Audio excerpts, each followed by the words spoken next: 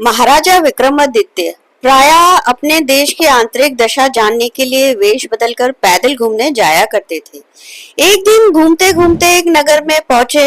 वहां का रास्ता उन्हें मालूम नहीं था।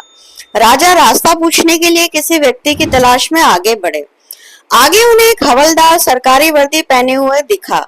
राजा ने उसके पास जाकर पूछा, महाशय, अमुक स्थान जाने का रास्ता क्या है, कृपया बताइए। हवलदार ने अकड़ कर कहा, मूर्ख, तू देखता नहीं, मैं हाकिम हूँ, मेरा काम रास्ता बताना नहीं। चल हट, किसी और दूसरे से पूछ। राजा ने नम्रता से पूछा, महोदय, यदि सरकारी आदमी भी किसी यात्री को रास्ता बता दे तो कोई हर्ज तो नहीं है। खैर, मैं किसी दूसरे से पूछ लूंगा, पर इतना तो बता दीजिए कि आप किस पद पर काम करते हैं। हवलदार ने भौहें चढ़ाते हुए कहा, अंधा है, मेरी वर्दी को देखकर पहचानता नहीं कि मैं कौन हूँ। राजा ने कहा, शायद आप पुलिस के सिपाही हैं। उसने कहा, नहीं, उससे ऊंचा। तब क्या नायक हैं? नहीं, उससे भी ऊंचा। अच्छा, तो आप हवलदार हैं। हवलदार ने कहा, अब तू जान गया कि मैं कौन हूँ, पर यहाँ तो बता, इतनी पूछताछ करने का तेरा क्या मतलब है और तू है कौन? राजा ने कहा, मैं भी सरकारी आदमी ही हूँ। सिपाही की ऐंठ कुछ कम हुई। उसने कहा, क्या तुम नायक हो? राजा ने कहा, नहीं, उससे ऊंचा। तब क्या हवलदार हैं? नहीं, उससे भी ऊंचा। तो क्या दरोगा है? नहीं, उससे भी ऊंचा। हवलदार ने कहा, तो क्या आप कप्तान हैं? राजा ने कहा, नहीं, उससे भी ऊंचा। सूबेदार जी हैं? नहीं, उससे भी ऊंचा। अब तो हवलदार घबराने लगा।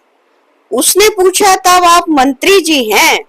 राजा ने कहा, भाई, बस एक सीढ़ी और बाकी रह गई है। सिपाही ने गौर से देखा तो सादी पोशाक में महाराजा विक्रमादित्य सामने खड़े हैं।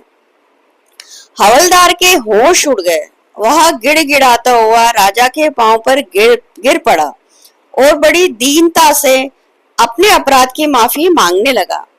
राजा ने कहा, माफी मांगने की कोई बात नहीं है। मैं जानता हूँ कि जो जितने नीचे है होता है वह उतना ही अकड़ता है। जब तुम बड़े बनोगे तो मेरी तरह तुम भी नम्रता का बर्ताव सीखोगे। जो जितना ऊंचा है वह उतना ही सहनशील एवं नम्र होता है, और जो जितना नीचे होता है, ओछा होता है, वह उतना ही ऐंठा हुआ रहता है।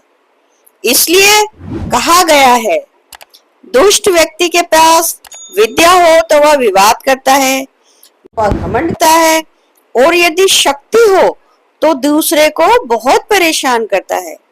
वही साधु प्रकृति का व्यक्ति विद्या देने में, धन दान देने में और शक्ति दूसरों की रक्षा करने में खर्च करता है। दोस्तों, अगर आपको हमारी ये प्रस्तुति पसंद आई हो तो हमें कमेंट करना ना भूलें। आप भी अपनी राय हमें जरूर बताएं। हमारे चैनल को लाइक करें, शेयर करें और इसे सब्सक्राइब अवश्य करें। अब मैं आपको मिलूंगी अगले वीडियो में एक नई मोटिवेशनल कहानी के साथ। तब तक के लिए धन्यवाद।